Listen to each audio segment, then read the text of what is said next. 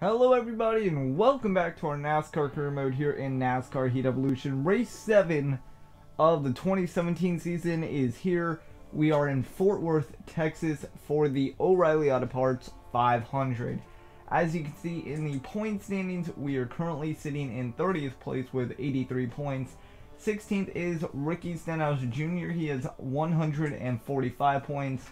Your race winners so far include Logano, Kenseth, Johnson, and Keselowski. So 4 different winners, 6 races in. Could we see a new winner or a returning winner? Well, first things first, we're gonna look to get enough money to upgrade our team, and then we'll go from there. So green flag is just about to drop here at Texas Motor Speedway for the O'Reilly Auto Parts 500. We're not doing 500 miles, you guys know that, but we are doing a considerable amount of miles. That transforms into a considerable amount of laps. So today at Texas we are running 43 laps. It should be about 3 or 4 stops here today and should have a lot of fun. We are starting dead last. We wrecked it in qualifying. We actually spun out and the car nailed us. I'm not going to say the car, I don't want to involve their team in it, but unfortunate break for both of us. So if you see them, you can probably see or figure out who's starting in the rear. So right now in 40th, we're just going to try and get a feel for the track, get a feel for the guys around us, like Chase Briscoe and Ryan Cindric and all those guys, and really just go from there. Landon Castle, DiBenedetto, all those guys. So not the strongest car, but I think we have a solid chance at a top 30 today. Obviously we need better finishes in the races like we had 1 through 4, where we averaged the worst, a 26th, 27th place finish. We need those performances once again here today, ladies and gentlemen, to move back up in the point standings and maybe, just maybe, get a win. We still have Daytona and Talladega coming up, and tracks like Charlotte and Dover, where we won our first and only race last year. So should be a lot of fun the rest of the year heading into the chase. But first things first, just get through every race, get that money, get that team, get that garage worked up, just improve the car as a whole. So lap 3 already, this race has been flying by. We're going to make some moves on Cindric, on Castle, on Bubba Wallace, on Briscoe, Joey Gay's right in front of us. We're going to make some moves here. Ty Dillon right ahead of him. We moved up from 40th to 36. I think we were 39th actually, but we're still making moves. We're passing that group of cars. Now we're going to pass Ty Dillon. We're going to try and pass Joey Gay's on the inside. Outside of Texas, 1 and 2, not too bad. 3 and 4, you want to be on the inside. You get that run off the corner right here. Ryan Reed to our outside now as we head into 3 and 4 from Texas. We pass him. So now 4 laps in, heading to lap number 5, we have Daniel Suarez right ahead of us, and we've caught up to 8 positions. So we are one of the biggest movers, so keep your eye on that. But you know, it's a long race, so a lot can happen. Matt DiBenedetto, other guys like that, yeah, he's 30th.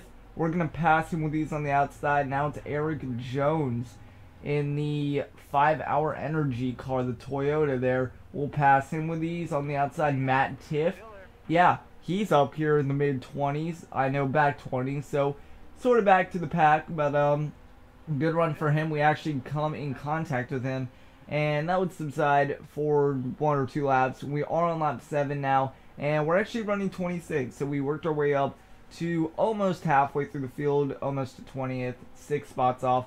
But we have a group of cars in front of us, about 4 to 5, maybe 6 cars that could easily get us in the top 20. However, Chris Buescher lays on the brakes a little too early there. We slam into the back of him, and that would bring out the first caution of the afternoon here at Texas Motor Speedway.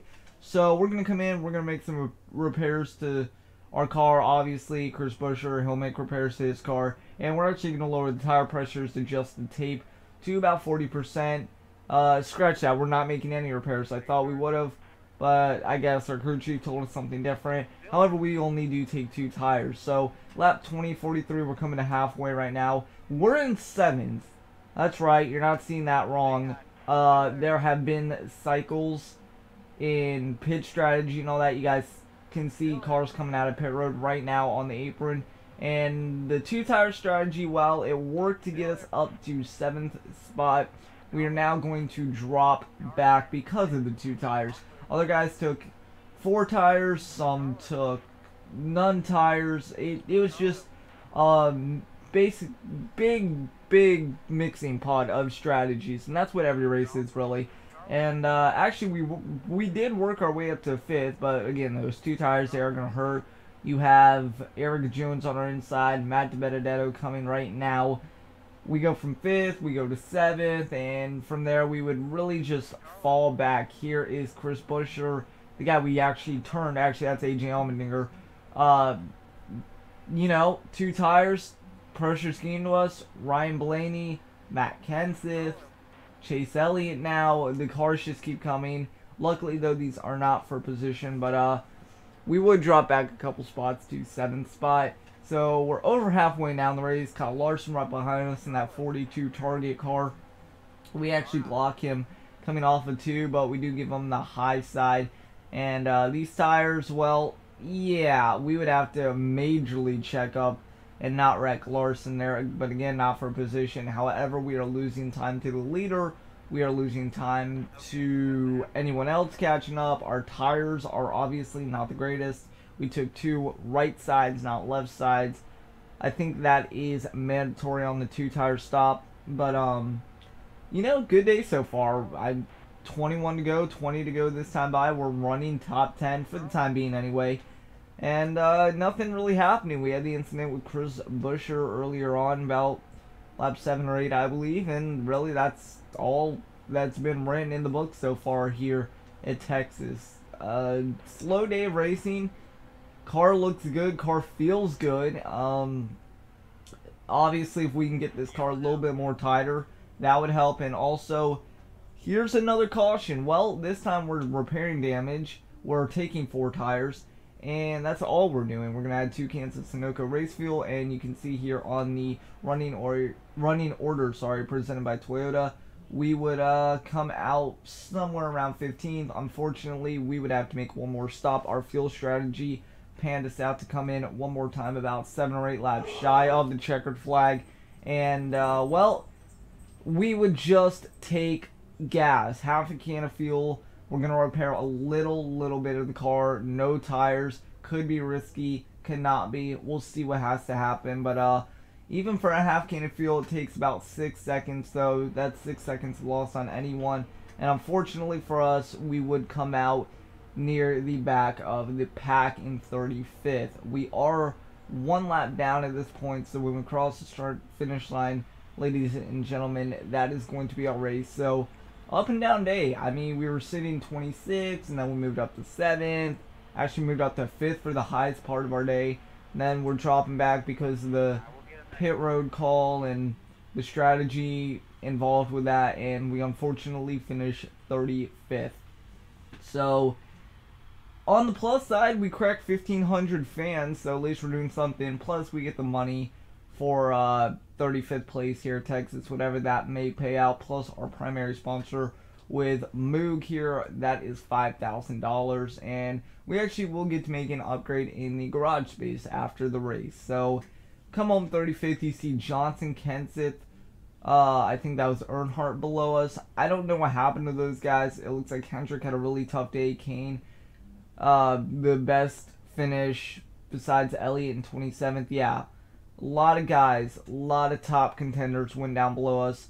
Maybe they had a bad strategy. Maybe, you know, they cut a tire. Maybe they blew an engine. Who knows what happened to them. But the race purse will pay out $8,480 for 35th. And unfortunately, that does not go to our points. We drop 1 more spot. We only gained 6 points from that. And now we are sitting behind Ben Kennedy and right in front of Matt Tifft in 31st in the points. So we have been dropping a lot in the points as of recently, but again, Daytona, Talladega, we get 1 win out of those, and, well, as we learned last year, we have to keep the top 30.